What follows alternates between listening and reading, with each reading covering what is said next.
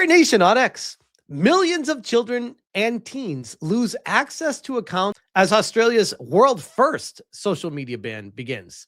Facebook, Instagram, Threads, X, YouTube, Snapchat, Reddit, Kick, Twitch, and TikTok. Well, that's weird. Where's Blue Cry or Pedo Sky, PDF Sky? Are expected to have taken steps from Wednesday to remove accounts held by users under 16 in Australia and prevent them from registering new accounts. Platforms that fail to comply risk fines up to $49.5 million. And this piles right into what I was talking about with Preston Byrne yesterday about how they're trying to push their laws worldwide by instituting them there, pushing these mega corporations to bend the knee, to do all these things for their country. And then if they do all the things for their country, for congruency's sake, they're just going to do it everywhere. And ergo, mass censorship occurs. Katie, it's great to see the under 16 social media ban is already making an impact on the kids. Social media age limits already working as melted wheelie bins begin appearing on local cricket pitches. Os integrity. Australia, it's official. Our Prime Minister, Anthony Albanese, has inserted himself between you and your children, claiming to be acting for all parents. Did you give up parental rights? It's a direct attack on parents. Australians versus the agenda. Prime Minister Anthony Albanese has recorded a video message for Australian teenagers, urging them to make the most of the upcoming social media ban. The clip will be shown in classrooms across the country this week as the national ban comes into effect tomorrow, which is now. This is what we call propaganda and communism. You ready? You ready for what communism sounds like, guys? Here you go. It's the Prime Minister here, and I want to speak to you directly about something very important. From December 10, if you're under 16, you're no longer allowed to have a social media account. You'll know. Listen to how he talks down to people too. Like this guy thinks he's some sort of authority, like he's your parent. Like, fuck out of here, bro. Better than anyone what it's like growing up with algorithms, endless speeds, and the pressure that can come with that. That's why we've taken this step to support you. If you have questions, by all means, reach out. Talk to your parents, your teachers, and your friends. And if you feel like you need more support, Headspace and Kids Helpline is there to assist. Above all, make the most of the school holidays coming up rather than spending it scrolling on your phone. Start a new sport, learn a new instrument, or read that book that has been sitting there on your shelf for some time. And importantly, spend quality time with your friends and your family, face to face. Have a great summer. So let me tell you how you're going to spend your summer, eh? You're going to get off the internet and you're going to be spending it with your family and your friends. And if you don't know how to do that, use Headspace. Did you hear him, by the way, mention that Headspace thing? I want to go back to that point really. And if you feel like you need more support, Headspace and Kids Helpline is there to assist. Headspace and Kids Helpline is there to assist. I don't know if you guys know much about Headspace, but I did a little bit of research on them, and wouldn't you know it, this is from News Australia. Don't Google it.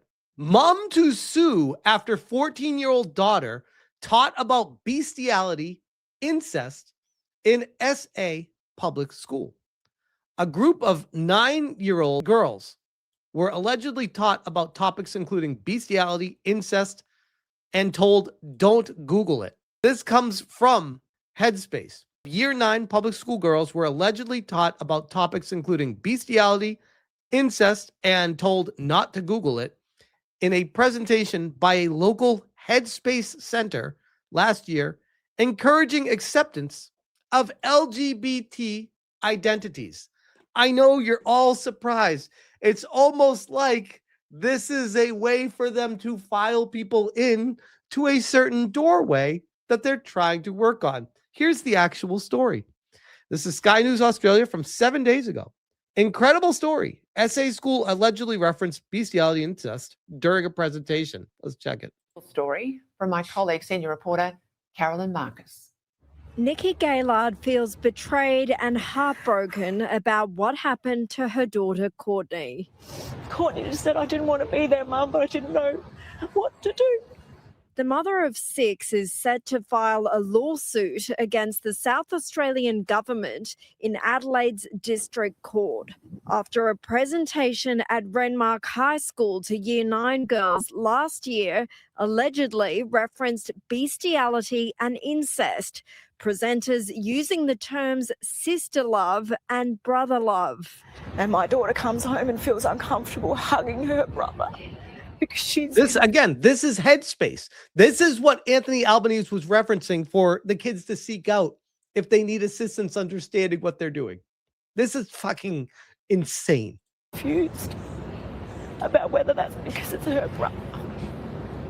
Miss Gaylard says the girls were also shown graphic images of a topless woman post-gender transition surgery. Yikes! The surgical scars visible. The mum Yikes. withdrew her teenager from the school the same day. Can you blame her, by the way?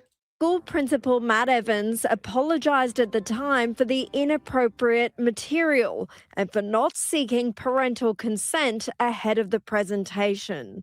The South Australian Education Department suspended provider Headspace Berry from delivering the Respectful Relationships program to public schools. Respectful relationships program. Bestiality, incest, trans scars being taught to kids. That's what Anthony Albanese is pushing on people in this message. I'm not even reaching. That's literally what he's doing. Awesome integrity. Daddy has an important message for Australia's under 16 youth, which will be broadcast into every classroom this week. If you don't like it, go to Headspace. Govern me harder. This is insane. Insane. And on top of that, by the way, here's the other thing. They're saying it's going to help kids get away from the stress of online life. Professor Rogers speaks for the hardworking. Breaking news. Australian psychologists warn that restricting children's internet and social media access could lead some vulnerable young people to attempt suicide. One expert stated that the government is effectively bullying children, the very thing it claims to be protecting them from. Weird how they don't care about that direction. It's only as long as it fits their narrative. This is Katie saying, liar, liar, leading the world into tyranny under UN control. This is about empowering parents. By taking your rights away, we are now empowering you to make decisions that your kid can go outside and play or sit inside and read a book. That's your decision. They're not allowed. You can't make the decision of raising them with an education of technology anymore in Australia. What? This is about empowering parents who want to have that conversation with their kids, who are worried about. If I'm, by the way, as a dad of 2 kids, a 12-year-old and a 10-year-old, at this juncture of their life, if I had concerns that my kids were on social media and too addicted to it, that would be a conversation between me and my wife and my kids. I don't need daddy government coming in and removing our ability to have that conversation with them. I'm not asking for that. I don't know any other parents that are asking for that. I want my kids to have the ability to learn how technology works, to understand social media, to understand online relationships and how it works. I don't want to just push them out the door at 18 years old and be like, go figure it out now that you're legal. Are we really trying to do this with people? What a massive disadvantage you're setting your kids up to be for doing that. What their kids are seeing online, are worried about bullying. So many parents who came We're to me worried about bullying. So now go outside and spend more time with people in real life, because you definitely don't get bullied in real life, right, Mr. Albanese? and pitched this didn't know what their young son. This is all about control. He knows it. He's like searching for words to be like, this is why it's to help you. This is all about control. It's a way to insidiously inject the youth with the understanding of the government will tell you what to do. from a very young age. That's what this is doing. Yikes. What their young Like, what a piece of shit this guy is. Seriously. sons or daughters were going through. We are leading the world, and the world is watching. This is about empowering. We are leading the world, and the world is watching. I mean, the world is laughing. The world is laughing at you. We're watching and laughing. And I feel bad, genuinely, for the people of Australia. Peter Malanakis, who's an MP in Australia. Today is a big day. Social media giants are no longer able to have children under 16 with accounts. I'm on an early flight to Sydney for an event to mark the commencement of the reform. A reform that started in SA and is going global. Interesting choice of words there, Mr. Peter. Weird. This is Melinda Richards. Children between ages 12 and 15 years old just became less safe online and in their lives today in Australia. If you can't understand why and why the government is really doing this, then I'm sorry. You are part of the problem. Here we go. This is Anthony Albanese. This is about keeping kids safe online. I bet it is, bro. Come from government. This is a change that has come from parents taking what is a personal tragedy and channeling that into wanting no other parents to go through the heartbreak that they've experienced. So shitty parents are worried about good parents that aren't dealing with the shitty parents' problems? Huh? Said very clearly. I'm pretty sure the shitty parents don't care, bro. They were shitty enough at the beginning. They don't care about the good parents. They're trying to fix their own lives right now. That this won't be perfect, but it's the right thing to do for society to express its views, its judgment about what is appropriate. And there is no doubt when we look at the rise in mental health issues faced by young people, when we look at the social it couldn't possibly be from all the GMOs in the food or the advertisements on TV or the social constructs at school or everything. No. It's just boiled down to just social media and kids on Instagram. That's all it is. You know, I had somebody on one of my videos earlier today. They wrote a comment, something along the lines of, it was on my Preston Byrne interview conversation video. They're like, I'm failing to see what this has anything to do with video games. I'm over here like, I'm sorry. If you can't understand the massive ramifications for what's happening in society right now and how that's going to trickle down into video games, I don't know what more I can tell you, except any of this censorship is very bad. You should, in my humble opinion, not want this. You're welcome to do whatever the fuck you want, but I don't see how infringing on freedoms of people is allowing more creativity. In fact, I would argue against that. Which has been caused by social media, that we want kids to have the opportunity to enjoy their childhood. So what he's assuming here, massive assumption, that if a kid has a social media account, they are, by definition, not enjoying their childhood. I would cast doubt on that. Press X immediately. My kids, by the way, do not have social media accounts. We don't want them to have social media accounts. As parents, that's our decision. We're raising our kids. If there are other parents out there that want their kids to do it, okay, have at it, bro. And if it works out, great. And if it doesn't, great. The last thing I want is the government coming in and saying what we can and can't do when it comes to raising our kids. No thanks, bro. No, don't tell me how my kids will enjoy their childhood. Who the fuck are you? Do you even have kids? And we want parents to be empowered as well to have that discussion. By taking away your rights of what you're even able to do. Right, bro, right. We got Matthew Kamazuli, who says, the Albanese government has taken a sledgehammer to a nail. They have pushed parents out of the way. They have infantilized parents and treat us all as children. Let me be very clear, Albanese. As a parent, I don't need your help.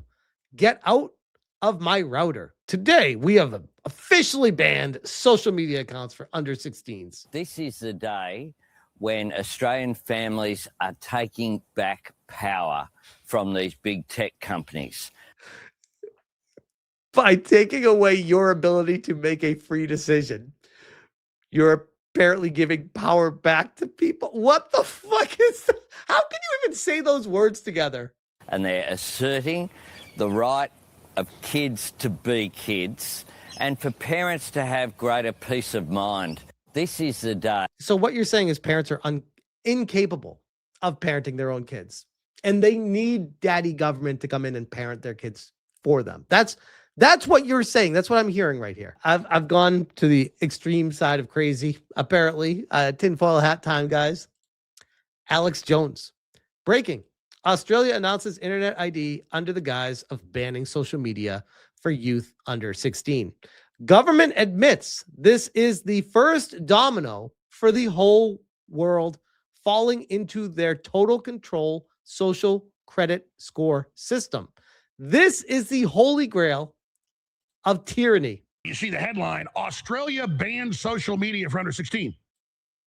That's not what that is. It's an internet ID where everybody gets internet ID, whether you're 85 years old or 16, and you got to go be tracked everywhere you go. That's the holy grail. And what we were saying earlier about how it's not functioning right now, step 2, the next domino to fall is, oh, we're going to need to give some more access. And by doing that, we need your ID to guarantee we get this right. And you know what? Digital ID is just easier to do. Let's just do that. Of the whole system. That is the mark of the beast. That is the control system. It's the same system. Everything's internet. A credit card, a digital phone call, everything. Your banking. And you think all the debanking and harassment we've gone through with BlackRock and the rest of it was bad. Jamie Dimon got asked about it and said, grow up. That's his response. Which, by the way, you remember how the WEF tried to silence this guy? It makes you wonder. Well, you debanked Trump and his whole family. Should you get in trouble? Oh, just grow up. Grow up? You put us in a digital straitjacket? Australia launches youth social media ban. It says will be the world's first domino.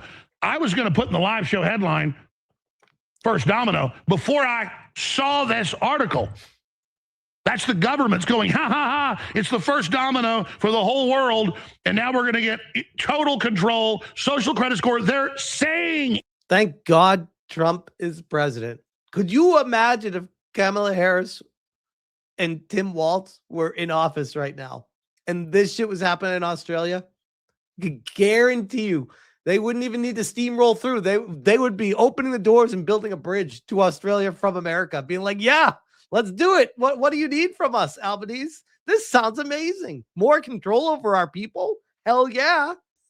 Katie saying today, December 10th, Australia's under 16 social media ban has come into effect. I'll just leave this here for you. Anyone else sick of this fucking parasite telling us what we can and can't do?